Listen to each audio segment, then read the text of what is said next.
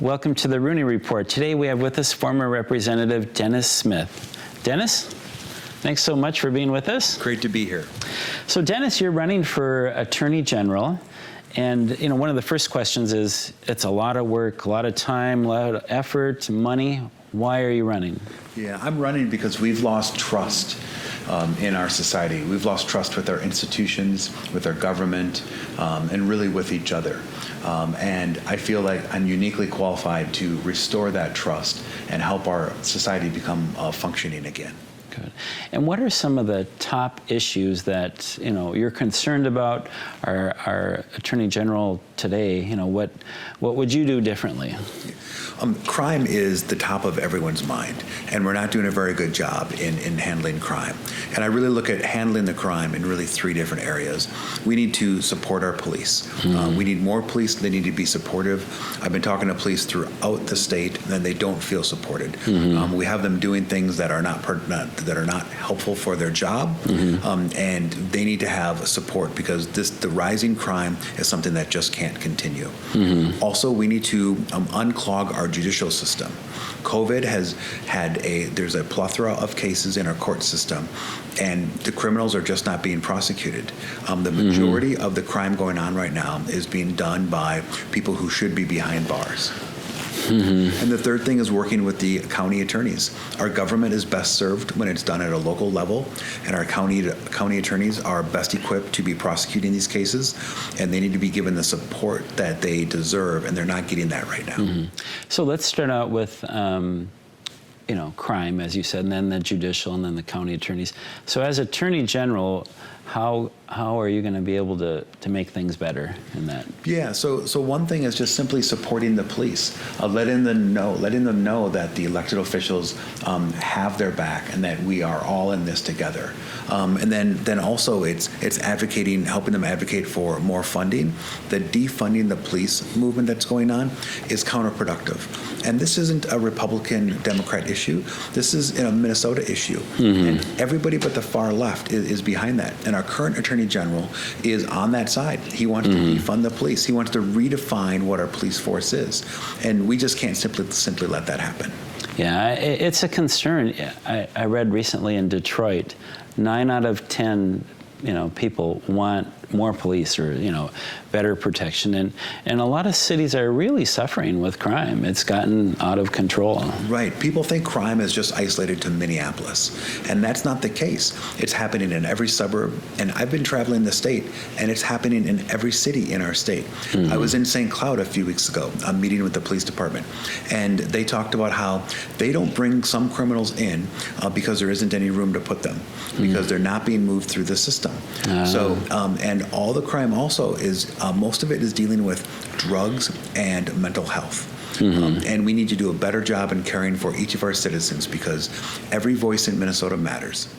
Yeah, there's a really good documentary I watched a while ago. It's called Seattle is Dying, I think, and just discussed or documented how when the city allowed narcotics and then they didn't prosecute the crimes, the homelessness just expanded, and there is a big difference in how a city is run and the crime rate.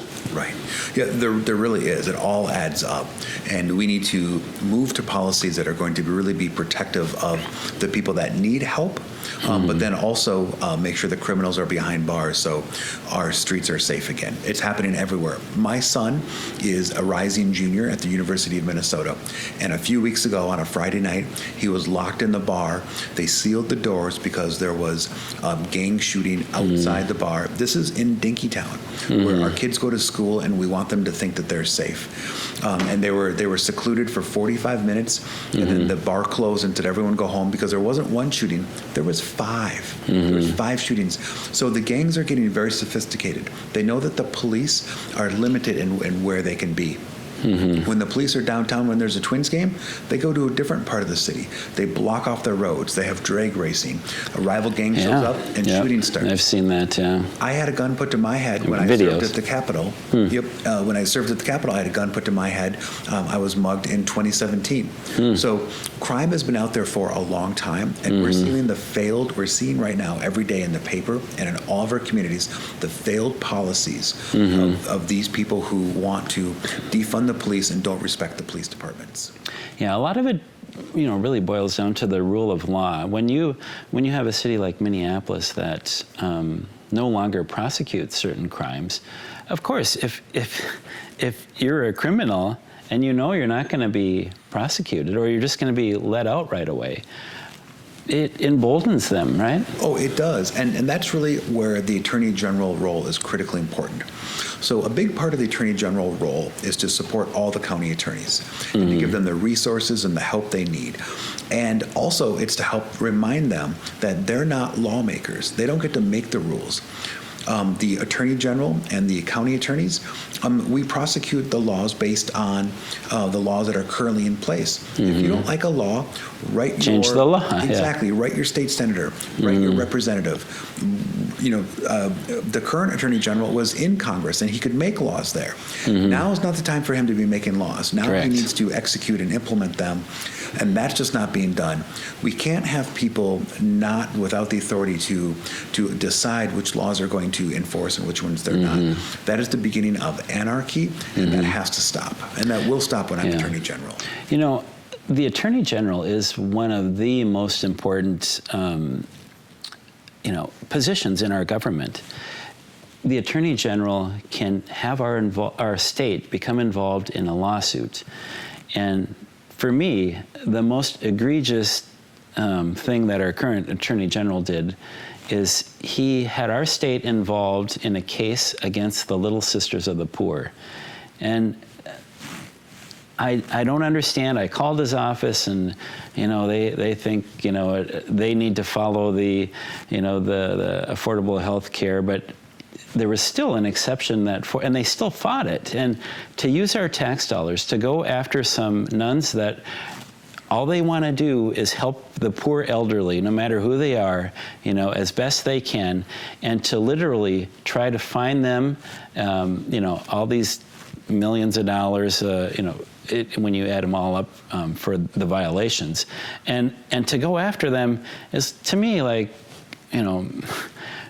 extorting somebody's grandmother, or, a sweet older woman. Right. Yeah. No, that case really does illustrate how the power of the office, and how when you're the Attorney General, you need to be looking at every case and how it impacts society as a whole. And going after a particular portion of our community, in this case, the Sisters of the Poor, is really an outrage. And we need to, the other thing I think this case does is it outlines how if you bring politics or your personal views into that office, that is not for the betterment of Minnesota. And you need to really be looking at how to bring about a case in a way that's going to impact all the citizens, but it's not done for political reasons. And taking the depoliticizing the office and not using it as a political platform is something that I'm going to do. We used to have a national reputation in this office as being one of the best Attorney General offices in the entire country. And over the years, that has slipped. The professionalism in that office has been has really been very limited, and that will be restored when I'm Attorney General. Oh, that would be great. And another case that I just want to mention that is as bad.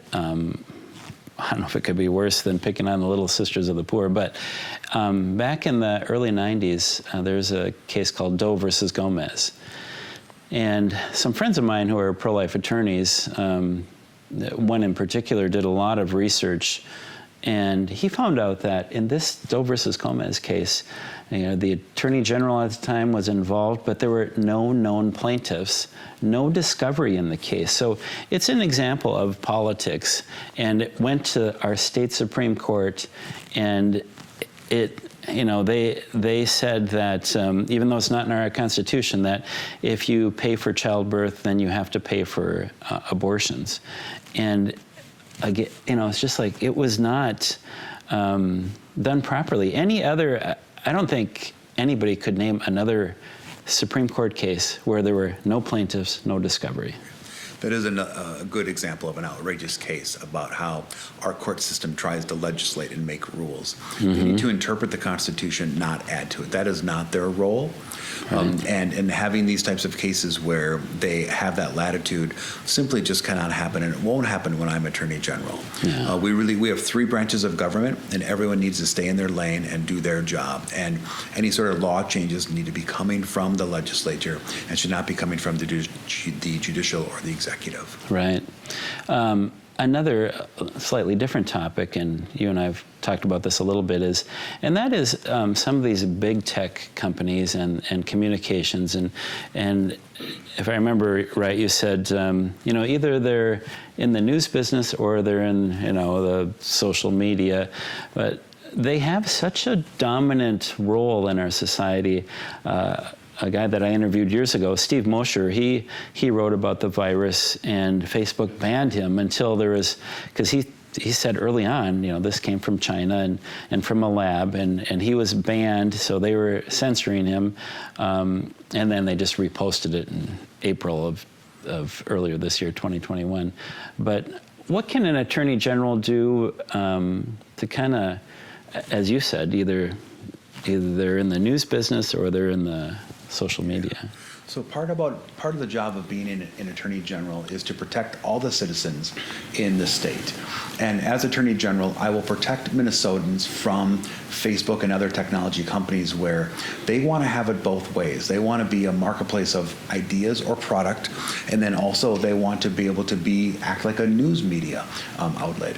And you can't be creating news and passing on news and having people think that you are a news outlet, but then also selling product, whether it's telling someone about my son's birthday or trying to sell a car.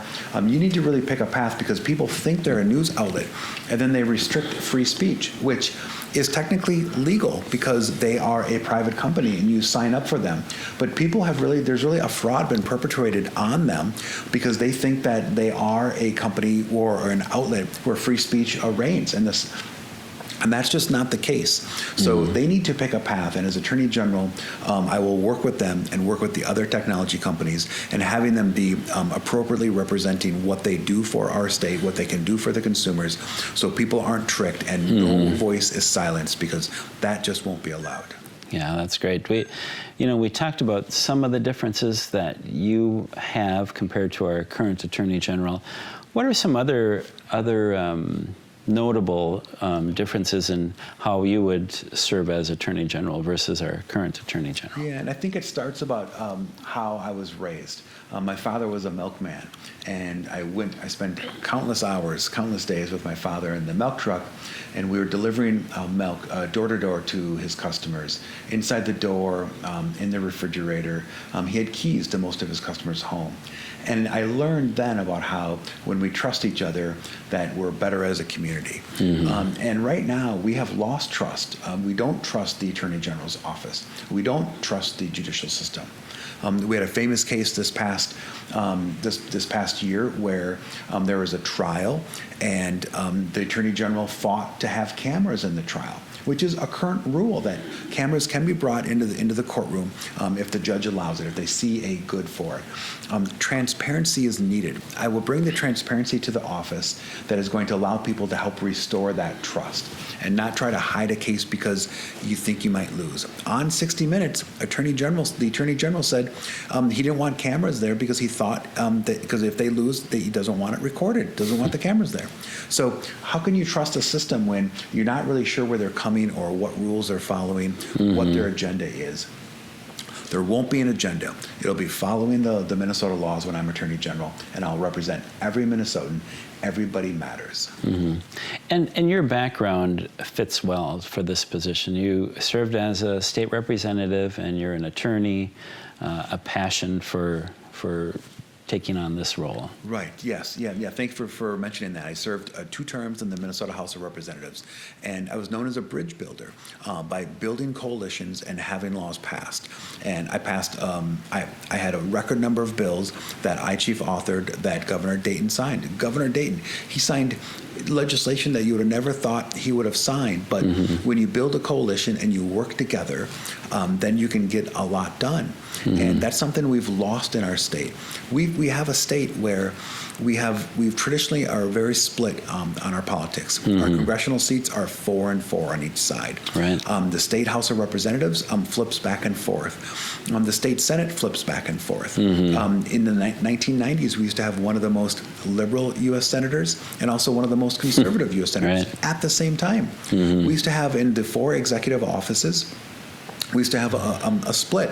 Some of them were Democrat, some of them were Republican. Well, right now we've had a 16-year a drought for statewide offices, and it's been 56 years since there's been a Republican Attorney General. Wow. So I think that we haven't presented the right candidate at the right time, and I am that right candidate at the right time. I believe that I am, to bring balance to our government, because that's what Minnesotans want. You know, and I think it's important for, you know, our viewers to know that it takes more than one person. We need to have everybody help others learn to trust, support the police as best they can. Now, is every police officer going to be, you know, a model officer? No. But there isn't any profession where everybody is, you know, how you would want them to be. So there's going to be some bad apples, but overall, I mean, I know some officers, and the ones I know are good, but sure, there's going to be some bad ones, but we can weed those out.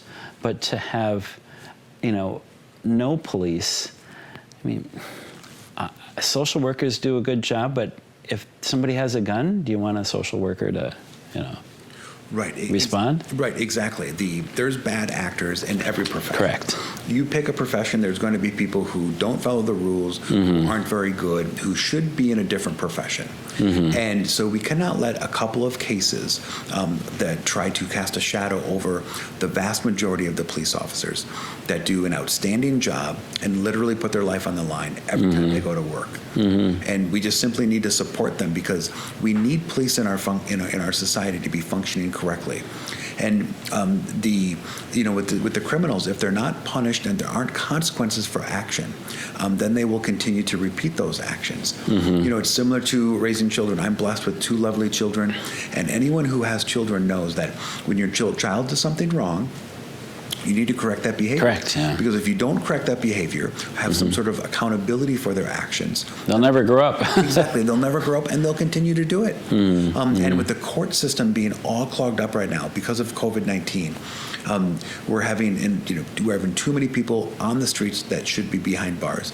That will be fixed when I'm Attorney General. Yeah, there was, I don't know if we should even talk about it, but there's a really tragic case in Shakopee where someone was beheaded, and that person was on an ice hold. You know, it just there's another type of crime that is seldom.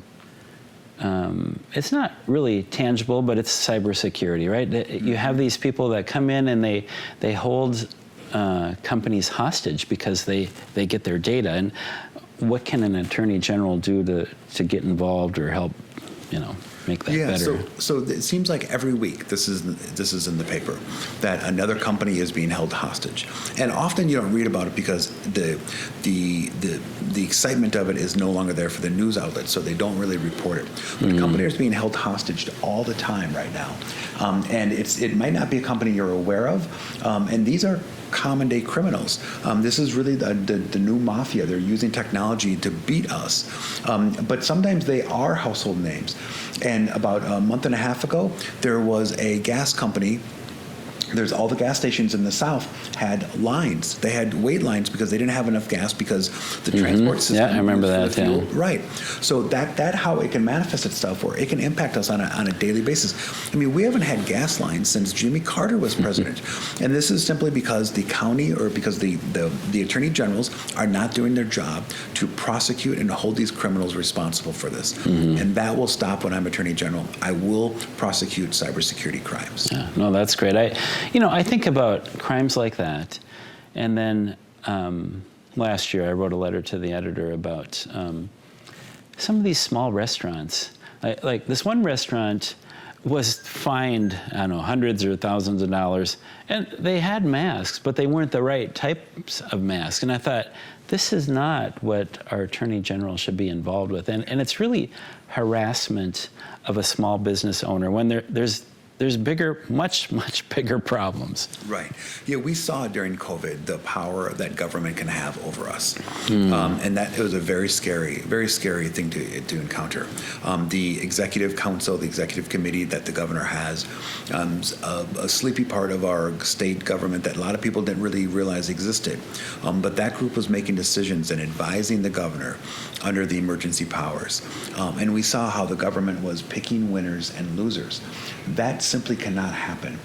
We cannot have government decide that this business can be open and this one can't when they're selling the same product. Right. Yep, I remember that. Yeah. They just might have a different name or be of a different size. Yeah. Our rules need to be applied equally, and I will not let corporate America run over Main Street America. That won't happen when I'm Attorney General. No, that's great, because it doesn't make any sense if a candy store owner knows the governor and they get an exemption, but somebody across town doesn't, or like you said, some businesses, it's just not just, right?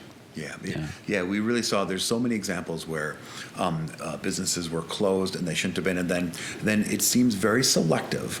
And people have told me that it is based on your political party as to which ones were contacted by the Attorney General office. And we that goes back to the trust that we talked about earlier. That it's helping erode the trust, whatever trust is left. And we have lost trust in our judicial system and our state government. Big tech, as we talked about, and that will. I'm going to use this office to rebuild that trust when I'm Attorney General. Yeah. So we've talked about several different issues. Are there any issues that? Well, maybe first of all, if you can give us just a brief description of what are the roles and responsibilities of the Attorney General, and then maybe some issues that we haven't discussed that you want to mention. Yeah. So the Attorney General is charged with being the state's attorney. It's consumer protection, so making sure that no company is defrauding individuals, that they're serving, that they're doing what they're supposed to do for all the individual consumers. It's advising the governor and making sure that state government is working, is working correctly. And an example of that is this past election cycle, we had the rules changed halfway through the election process. Our Secretary of State wanted some rules changed. The legislature is supposed to make those changes. They chose not to. That decision should have been followed. No, but a lawsuit was created. And it was created by people on the same side, the political side of the rules they're trying to change, and then a deal was reached, and it impacted how the election. It changed the rules. It impacted how we conducted our elections, and it's easy not to have trust in the elections when the rules are changed halfway through the game. Right. Yes, and that just simply can't happen. We need to. The Attorney General should have brought a lawsuit against the Secretary of State to make sure that that doesn't happen. To make sure that that didn't happen. That would have helped restore trust in the elections, regardless of the outcome. Clearly, I'm a Republican, and I'm running for the Republican endorsement. I want to be the Republican nominee. But as Attorney General, I will represent this entire state. And the election laws are sacrosanct. We cannot have alter the rules for or against a party to try to get a desired outcome. The people's voices need to matter, need to count. Yeah, and I think that just following the rule of law, I remember when Minneapolis, after, nobody wanted George Floyd to die, right? But, and I'm not sure what the Attorney General could do, but seeing the police precinct just abandoned in a way, right? And hundreds of millions of dollars of damage happen is a good example of what happens when politicians are not there to protect the people. It's as though they're saying, oh, well, let's just wait and see. Like, no, I mean, we knew that action should have been taken right away. Right, yeah, and while our cities were burning in those first days, those first weeks, where was the Attorney General? Nobody knew. The Attorney General was in hiding. Mm-hmm. And really, where was the governor? I mean, having a presence on the streets, which is where I would have been if I was Attorney General, would have helped calm the situation and diffused it, and it got out of control. Mm-hmm. And then it's no surprise that we talked about accountability for actions. That when someone starts smashing windows and there's no police around, right, and they're never going to be prosecuted, then they will continue to do that. That type of lawlessness can't continue. Yeah. But then also the Attorney General needs to apply their rules equally to everybody. We talked about how during COVID implementation and mask violations, they were not applied equally. Businesses were not allowed to be opened equally. The government was choosing winners and losers. But also, right at the end of the George Floyd trial, there was a shooting by a police officer in Brooklyn Center. Mm-hmm. The Attorney General didn't want that case like the Attorney General wanted the George Floyd case. Correct. So why is that? Why is one citizen of our state get the prosecution powers of the Attorney General, but someone else does not get that same prosecution powers? Mm-hmm. The Hennepin County attorney didn't even want it. Mm-hmm. It was sent over to Washington County. And then there was picketing at the Washington County attorney's home, and then that county attorney gave it back to Hennepin County. And then Hennepin County said, well, we can't do this. Well, why not? Mm-hmm. So then the Attorney General ended up in their office after playing hot potato. Well, if you're loved ones and family and friends of that person who was shot, what message does that tell you? Correct. That there's rules for some people, but different rules for others. Mm-hmm. Our rules need to be applied equally. Yeah. The laws need to be applied equally. That's just like all the politicians who talked about masks and so forth, getting their hair done, going out to dinner without masks, but yet they're forcing it's like do as I say, not do as I do, right? Right. Yeah. Exactly. Right. And that erodes the trust that we have belief in any aspect of our government when all of those examples happened. Yeah. COVID was very damaging it really brought forth a lot of examples about how people just don't trust our Just government. a quick comment, and then we're out of time already. If you could just share just a closing thought. So I want to be the Attorney General for every Minnesotan, and I hope to earn your trust and support in doing so. This office can be great for Minnesota in bringing transparency and fairness to this office. Please go to my website, DennisSmith.org, to learn more about the campaign and how you can join our movement. Thank you for having me today. All right. Thanks, Dennis. We'll be back again next week with the Rooney Report.